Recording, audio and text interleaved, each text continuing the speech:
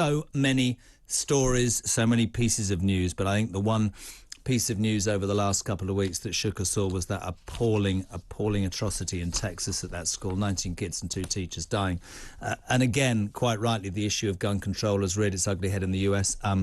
It's a really contentious issue. I don't, in any way think that I'm going to sit here and explain it to you in great detail. I mean, Biden visited the site and renewed calls for lawmakers to take on the gun lobby.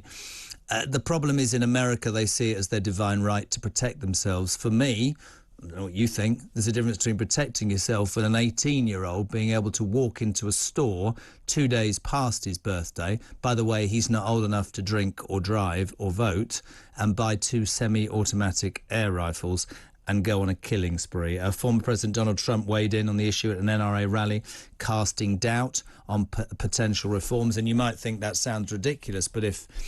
Mr. Sharon Osbourne said to me the other night, there are 300 million people in America. There are over 400 million weapons. This issue cuts deep across all Americans on whatever side they are. Joining me now is a spokesman for Republicans overseas, Errol Moorcoach. Errol, good morning. Welcome to Talk TV Breakfast. How are you? Good morning, Jeremy. I'm doing well. Thank you for having me. Let me try and get this in the right way and not in any... Just from a sensible point of view. People in this country would look at that horror. They would look at 19 children and 2 of their teachers mown down in broad daylight by, yes, a young man that patently had problems, but a young man who, through his problems, was still able to go to a store 2 days after his 18th birthday and buy 2 semi-automatic rifles. What I don't understand, Texan Senator Ted Cruz says more children will die, so just don't understand that, if assault weapons are banned. How in the name of the law can you explain that to the British public this morning? Because I don't understand that at all. Well, it's a tough ask. On the overtly obvious side, there is a systematic, fundamental cultural problem.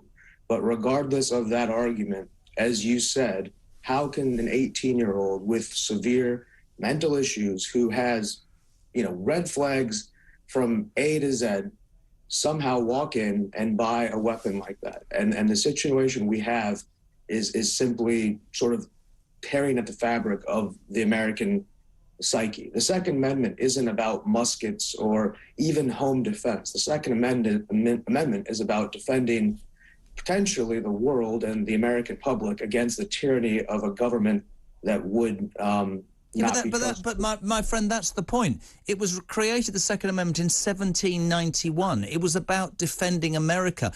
I don't understand how Cruz can possibly say more children will die if assault weapons are banned. I understand this fundamental belief, and I understand, right? And this is what I really, I just want to say to you. I know for a fact that Senator Ted Cruz, a Republican, last year got over $300,000 for his campaign from the NRA, right? That's an absolute fact, isn't it? Yes, and lobbying and the NRA is a representative group of American citizens who are responsible gun owners. Now, I'm not here actually to defend that very abstract statement. I'm not sure how more children will die in the short term. We have to take a look at what an 18-year-old is, what an adult is anymore. You're right. How can you buy a beer in the United States, or not be able to buy a beer, but be able to buy some of these weapons?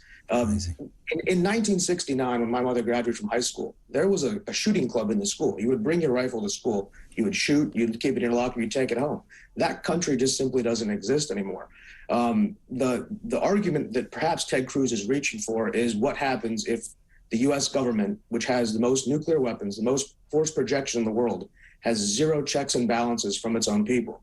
You get a situation where the king of Russia, or the president of Russia, president of China, they're undisputable leaders in their country, and they I'm not saying there's a difference, I think, and I really appreciate you being on. I know you're not here to defend Cruz. I mean, you're here to try and make sense to people who in this country are going, right, let me get this right. So people keep being massacred because it's too easy to get guns. The Second Amendment says you should be able to defend yourself and your property and all that. And you're right, that was about muskets, wasn't it, 1791, not about semi-automatic hand rifles. But what I don't understand about the American psyche is this. If you say to a bunch of people, defend you, there is a difference between defence and aggression, isn't there? I don't understand. I said this to Sharon Osbourne the other day on the show. Why are there not better background checks? Why are there not better controls? Why are there not licences? I mean, actually, right now there's not a lot to be proud of in the United Kingdom. But one of the things I am proud of when you put it against Americans in terms of that, the laws and the licences and the controls over gun ownership in this country are spot on. Of course, Senator Cruz, not that he's listening, there will be people like this mad kid that fall through the scheme. But to me, this country, what did he say? We are the fairest, the freest and the safest country in the world. Try telling that to the people of Texas. I don't think that it's safe. And I think that I don't understand why it's not an issue about not even human rights, just wanting to save lives, rather than this apparent group of people who say it's our right to have a gun. I mean, sure, if you're out in the Midwest and you're trying to defend yourself, but not in a school area. It just doesn't sit right. Do you know what I mean? We're in agreement, and I think something you had brought up in the prologue was the preamble was the fact that there's 400 million guns. Yeah. There's more guns than people. So the change, well, as fundamentally needed as possible, is not going to come through legislation. Yeah. The most heavily regulated areas in the United States have the most gun violence.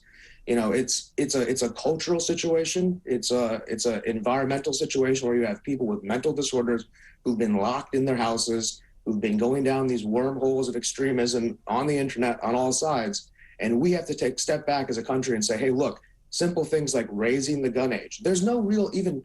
I got my first gun when I was 18. I'm a member of the NRA. I'm a responsible person who would always advocates for gun safety. There's simply no mandated even training class when you get your first gun. I mean, right, just repeat that. There is no mandated training class when you get your first gun in the States. How frightening is that? Well, for a country that a lot of people grew up in perhaps the middle of the last century using weapons. In my generation, you don't hunt. It's not like you're not living out in the woods. So when you get a gun at 18, there should be some, hey, let's go ahead and show you how to use it. And if you're a weirdo, those red flags should be going off. Absolutely.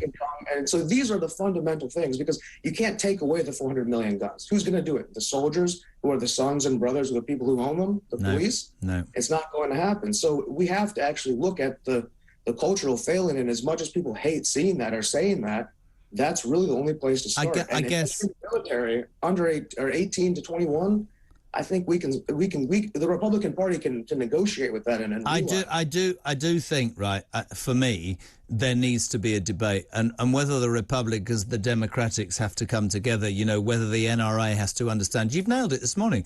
Yes, there should be more controls. Yes, there should be more training. Yes, there should be more certification and background checks. That's an absolute fact of life, because this is going to go on and on. Because the scary thing about things like the Texas shooting is there will be copycat crimes because weirdos think they can do exactly the same. I really, really appreciate it, mate, and I appreciate your honesty this morning. Errol Moore, coach, spokesman for Republicans overseas, that big debate.